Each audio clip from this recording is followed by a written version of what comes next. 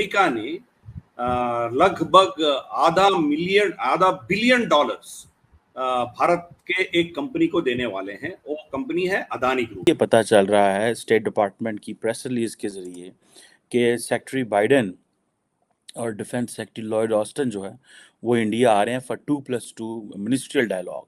सबसे पहले तो अभी की एक प्रेस ब्रीफिंग के दौरान व्हाइट हाउस ऑफिशियल जॉन किर्बी साहब ने ये कहा है कि इंडिया रिमेन्स ए की स्ट्रेटेजिक पार्टनर फॉर यूएस, और उन्होंने इसके ऊपर बड़ी तफसील से बात की और कहा है कि भाई उनका जो भी स्टैंड है, जिस भी मसले पर कोई मसला नहीं है, लेकिन हमारे वो बड़े जबरदस्त पार्टनर है। अब ये जो मिनिस्ट्रियल डायलॉग है ये अमेरिका और इंडिया के बीच में एक जिसे आप बोलते हैं नेक्स्ट लेवल की एक एंगेजमेंट है। तो मतलब ये कि जो इंडिया है वो हर जगह पर छाया हुआ है, ऐसे ही नजर आ रहा है। और IMF का पाकिस्तान से डू मोर का मुतालिबा। वजारत खजाना से मुज़ाकरात में रिटेलर्स, ज़राअत, रियल एस्टेट पर टैक्स आयद करने का मुतालिबा कर दिया। इंडिया ने पाकिस्तान के मुकाबले में और चीन के मुकाबले में ऑलरेडी सफिशिएंट डिटरेंस एस्टैब्लिश कर ली हुई है। Do you believe that Pakistan is standing on the brink of bankruptcy? India has the nuclear weapons, India has big military, India size में इकोनॉमिकली एक बड़ी मुल्क है। इस वक्त दुनिया में देखा है, मैं समझता हूं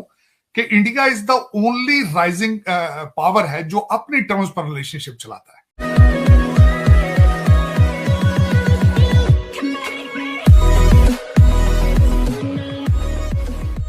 नमस्कार दोस्तों, अब अमेरिका के मिनिस्टर्स इंडिया आ चुके हैं। 2+2 के डायलॉग होने वाले हैं। आप सबको पता होगा कि 2+2 क्या है, लेकिन उसी के साथ एक न्यूज़ और आई है, और एक न्यूज़ थोड़ी दबी है। मुझे नहीं पता कि इसको इतना लाइमलाइट क्यों नहीं मिला है।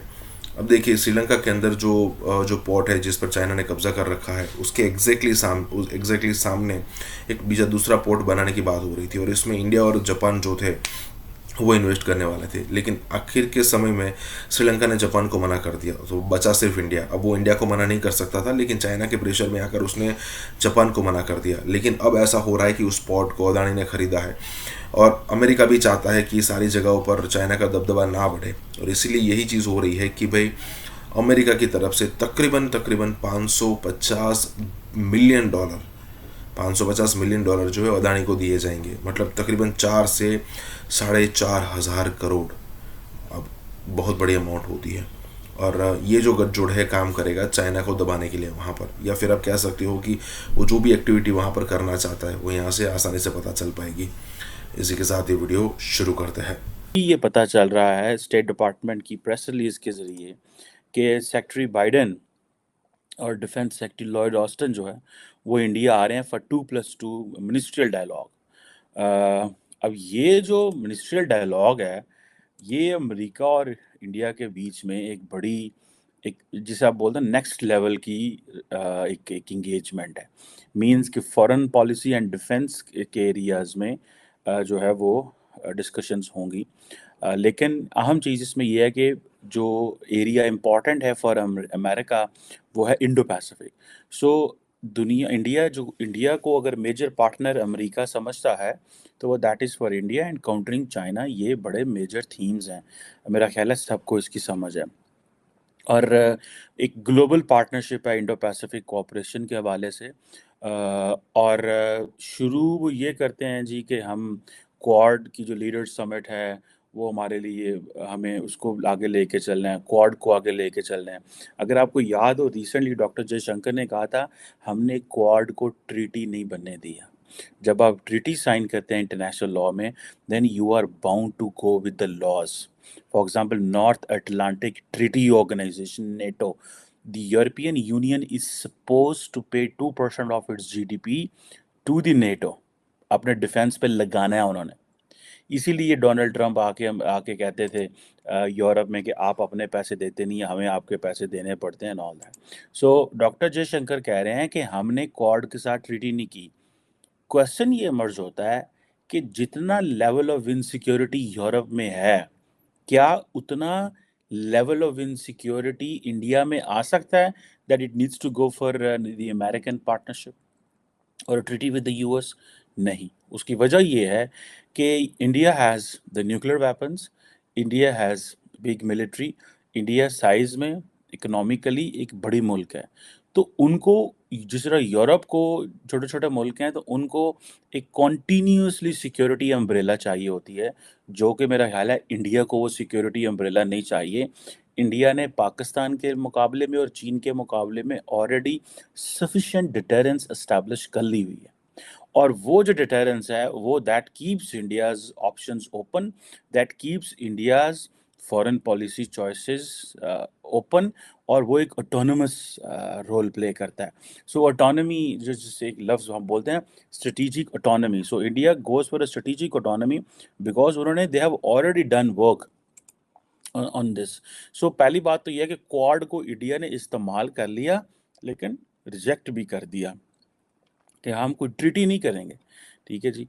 और अब इसमें अमेरिकन्स ने कैसे इंडिया को इंगेज करना है, वो कहते हैं जी हम क्वाड के वर्किंग ग्रुप बनाएंगे जिसमें क्लाइमेट चेंज है, इंफ्रास्ट्रक्चर है, स्पेस है, साइबर सिक्योरिटी है, इमर्जिंग टेक्नोलॉजीज़ हैं, और खित्ते को हम कैसे बेनिफिट दे सकते हैं। मैंने आपको पहले कहा था कि with Americans having 2+2 with India, they are technically giving a go ahead to India in the region.